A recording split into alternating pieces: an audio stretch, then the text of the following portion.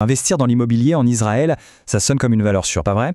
Mais et si un tout petit détail fiscal, un truc souvent méconnu, pouvait transformer un super profit en un véritable casse-tête fiscal?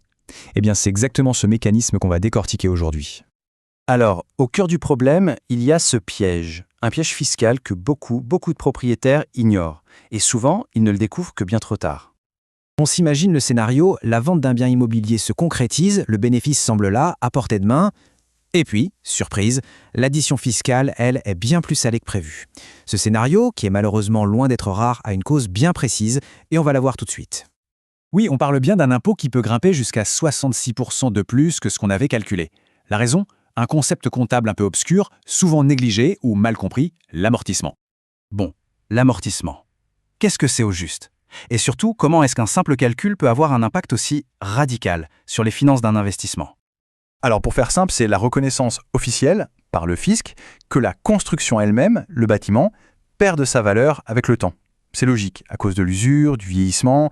Pour bien piger le truc, il y a 2 règles d'or à retenir. La première, l'amortissement, ça ne concerne que la valeur du bâtiment. Jamais, au grand jamais, celle du terrain. Et la seconde, les taux, ils sont fixés par la loi. Et dans la plupart des cas, pour les constructions standards, on se retrouve avec un taux par défaut de 4% par an. Et c'est là que ce calcul annuel devient absolument critique. Voyons un peu comment il vient chambouler directement l'impôt à payer au moment de la vente. Voici la règle qu'il faut absolument connaître. La loi israélienne exige que le total de l'amortissement accumulé sur toutes les années de location soit soustrait du prix d'achat original. L'effet est immédiat, ça réduit artificiellement le prix de revient, et donc mécaniquement, ça fait grimper en flèche la plus-value imposable. Ce visuel, il est parlant, non? D'un côté, on a le calcul simple, celui que tout le monde fait instinctivement.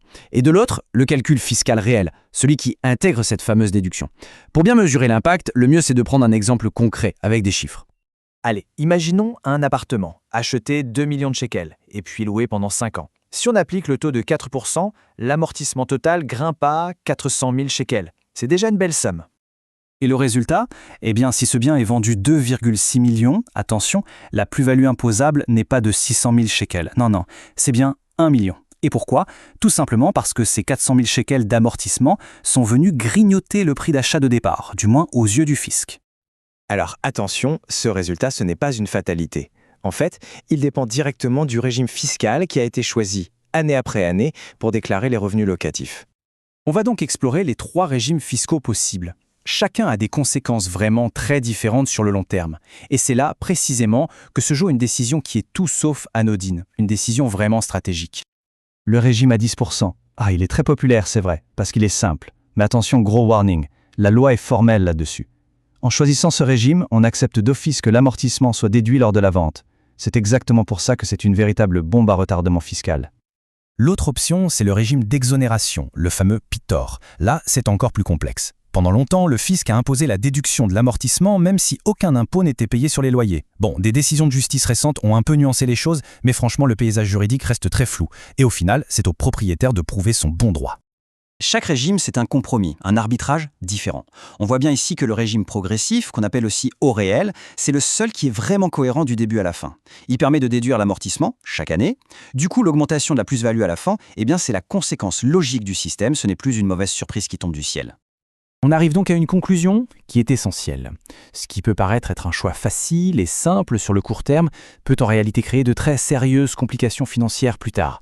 C'est pour ça que la planification, c'est absolument fondamental. Il faut bien comprendre une chose.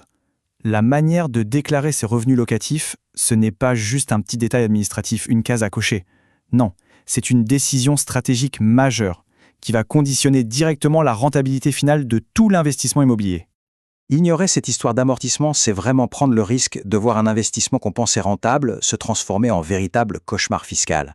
Une planification faite avec un expert, ce n'est pas juste une option, c'est tout simplement essentiel.